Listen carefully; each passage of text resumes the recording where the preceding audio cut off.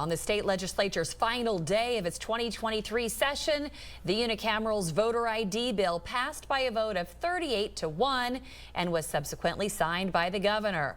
The lone no vote was State Senator Julie Slama, who wanted a more restrictive version of the bill. Here's what Secretary of State Bob Evnen had to say following today's vote. I've been a steadfast supporter of voter ID for many years, and I thank the legislature for its work on this bill. The legislature's bill is a serviceable and lawful approach to voter ID that Nebraskans can support. Elections officials across the state and the Secretary of State's Office Elections Division begins work now on implementing voter ID. We will have voter ID in place for our statewide elections in 2024. Governor Pillen signing a bill important to agriculture. Nebraska is the second leading ethanol producer, but far down the list for consumption. Now comes an effort to expand access. The governor said it's a great day for agriculture as he signed the bill into law. It requires fuel retailers to sell 15% ethanol from at least half of pumps starting next year if they build a new fuel site or replace infrastructure. Instead of viewing it as an ethanol mandate, a Gothenburg farmer says it's about cutting into the oil industry's share with a product made in Nebraska and encouraging more Nebraskans to use it. We need to do much better. We're towards the bottom end of the states as far as our inclusion rate. So we make a couple billion gallons, and we only include about 80 million in our fuel that we use here in Nebraska. So we need to do much better. McFeeters says ethanol has been a big boost to rural communities by creating a local market for corn. E15 is approved for all vehicles made since 2001.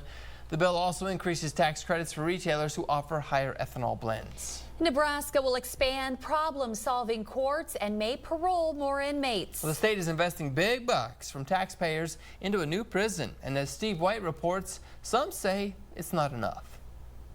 Lawmakers have mixed feeling on criminal justice reform. Is it soft on crime or best for offenders and taxpayers? $350 million in the budget for a new prison, and it may not be enough. Right now, we are literally building a prison that we know will be overcrowded the first day.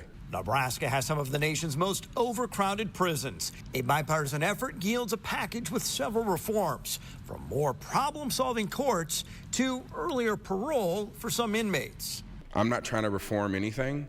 I want to make sure it works. I want to make sure our taxpayers are getting the bang for their buck, that if we have to build 2 additional prisons, we at least understand the data and the reason why behind it. For Senator Justin Wayne, it's the culmination of years of work. Much of the focus is on prisoners who jam out, finishing their sentences without finishing the programming that can get them on parole. There are also changes to the habitual criminal language that brought opposition. As current law is important to hold the most serious offenders accountable. We need to emphasize public safety, and I think that LB 50 was perhaps a little soft.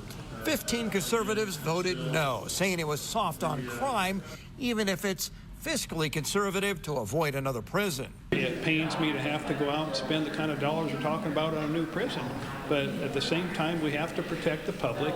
It also includes dollars to protect every correctional officer with a vest. Senators say it may not be perfect, but the majority said it's a good step to protect Nebraskans. This session ending with a filibuster, a fitting note for the way things have gone. Reporting at the Capitol, I'm Steve White.